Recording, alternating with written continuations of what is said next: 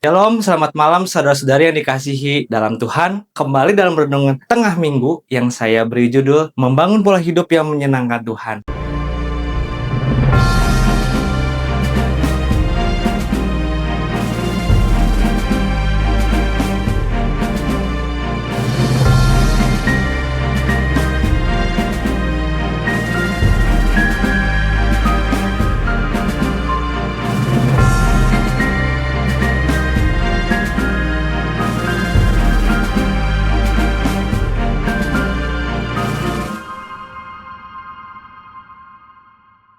Seringkali kita berkata, saya mau hidup yang menyenangkan Tuhan. Namun pertanyaannya adalah, apakah pola hidup kita sudah mengarah kepada yang ditujukan? Karena sesungguhnya, hidup yang berkenan kepada Tuhan bukan ditentukan oleh satu momen rohani saja, tetapi oleh kebiasaan kecil yang kita lakukan setiap hari secara konsisten. Hari ini kita akan belajar 4 langkah untuk membangun pola hidup yang menyenangkan Tuhan. Yang pertama, memulai dengan hati yang tertuju kepada Tuhan. Amsal 4 ayat 23 berkata, jagalah hatimu dengan segala kewaspadaan, karena dari situlah terpancar kehidupan. Hati adalah pusat dari segala keputusan hidup kita. Apa yang kita pikirkan, katakan, lakukan, semuanya mengalir dari hati. Kalau hati kita dipenuhi dengan ambisi dunia, iri hati atau kepentingan diri sendiri, maka pola hidup kita pun akan mengikuti arah itu. Tetapi jika hati kita dipenuhi dengan kasih kepada Tuhan, kerinduan akan kebenaran dan kerenan hati, maka hidup kita akan mulai berubah. Menjaga hati berarti menyaring apa yang kita lihat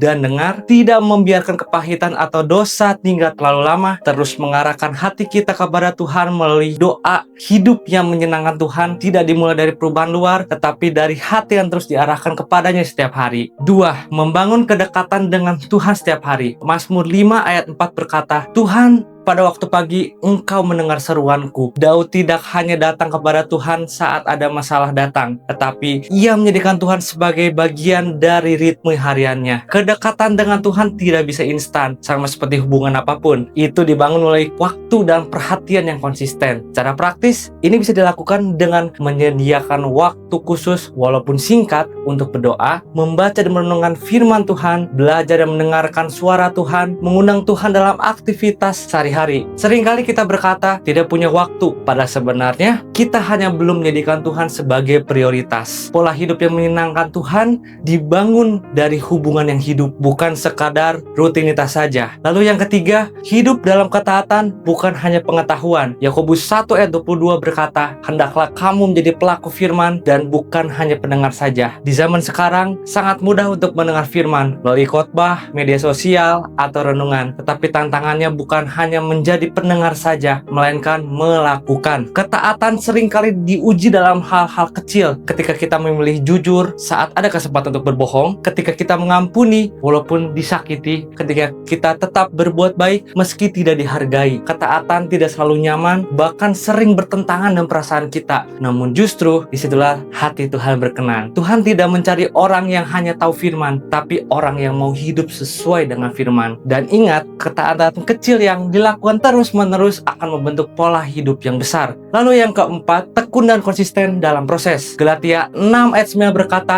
janganlah kita jemu-jemu berbuat baik. Membangun pola hidup yang menyenangkan Tuhan bukan perjalanan singkat. Ini adalah proses seumur hidup. Akan ada hari di mana kita merasa tidak semangat berdoa, gagal melakukan firman, jatuh dalam kesalahan yang sama. Tetapi kuncinya bukan pada tidak pernah jatuh, melainkan selalu bangkit dan tetap berjalan bersama dengan Tuhan. Konsistensi berarti tetap datang kepada Tuhan meskipun tidak merasa rohani, tetapi melakukan yang benar walaupun tidak terlihat hasilnya, tetap setia walau tidak ada yang melihat. Tuhan tidak menilai dari seberapa cepat kita berubah, tetapi dari seberapa setia kita bertumbuh. Ada satu ilustrasi singkat yang mengingatkan saya akan hal ini. Ada seorang tukang kebun yang setiap hari menyiram tanamannya. Hari demi hari, ia tidak melihat perubahan yang berarti. Tanah tetap terlihat sama, bahkan terkadang tampak terlihat kering. Tapi ia tetap setia menyiram pagi, siang, dan sore. Beberapa minggu kemudian, perlahan mulai muncul tunas kecil. Dan seiring waktu, tanaman itu bertumbuh menjadi pohon yang kuat dan berbuah. Saudara, pola hidup kita seperti itu. Doa kita, waktu kita, ketaatan kita mungkin terasa kecil dan tidak terlihat hasilnya hari ini. Tetapi ketika dilakukan dengan setia, itu sedang membentuk kehidupan yang berakar kuat di dalam Tuhan. Tuhan